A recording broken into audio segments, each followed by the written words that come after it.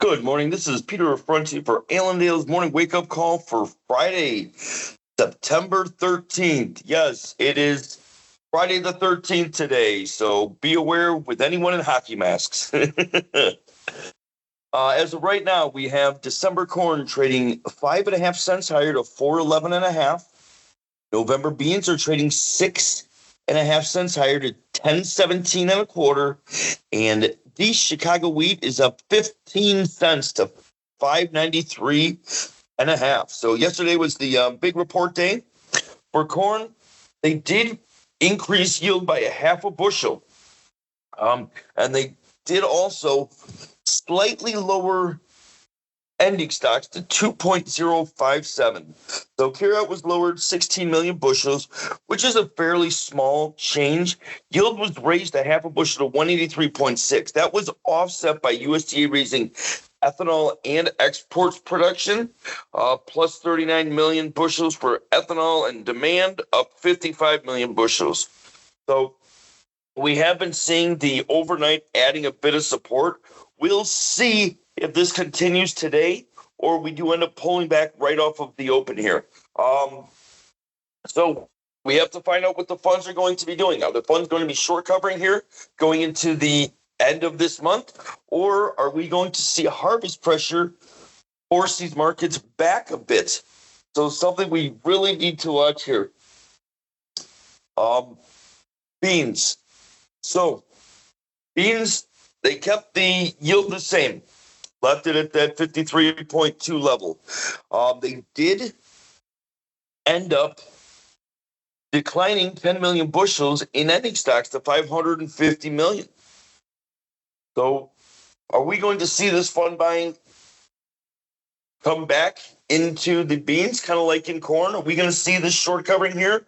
Or are we going to be seeing more of the same, where the funds say, okay, well, we took a break, we took some positions off, now we're going into harvest, we can slam this back down?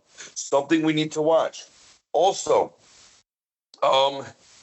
the U.S. beans are currently cheaper than China over the next 30 days, but then Brazil has the advantage for days 31 to 120 days. So let's say 1 month to 3 months out. So many reasons have attributed to China's recent buying, but the main reason is that the U.S. is less expensive than Brazil. So what's going to happen here after the next 30 days? Is China going to dry up buying?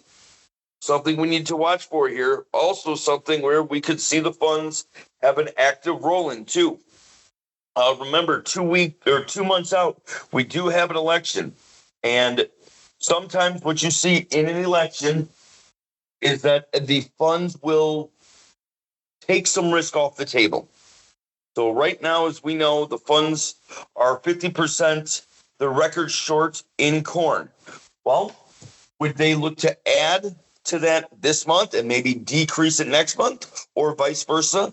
Something we need to keep a watchful eye on is what the funds are going to be doing. Wheat. Wheat was a pretty non-eventful. They left the carryout unchanged, but we have been having strong exports, and exports should be the number one focus in wheat, and have actually improved slightly in the last 6 weeks.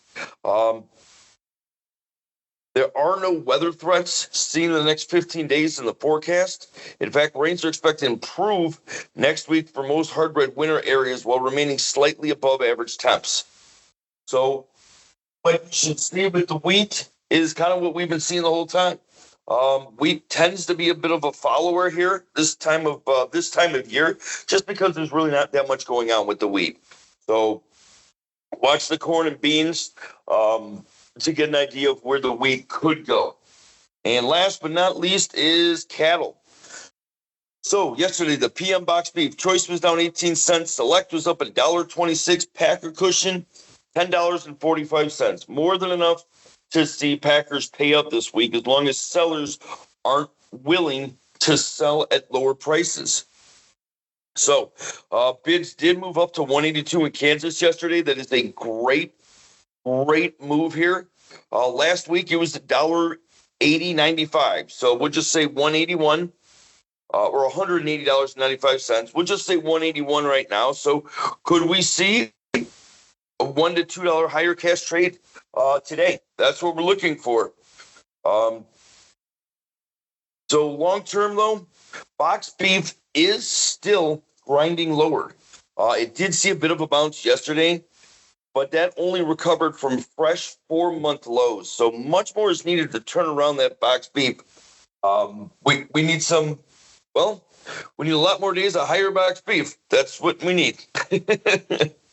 So if you do have any questions, please feel free to call into 1-800-2-MARKETS. You can ask for me, Peter Affronti, or any one of our other brokers. We can always help you out.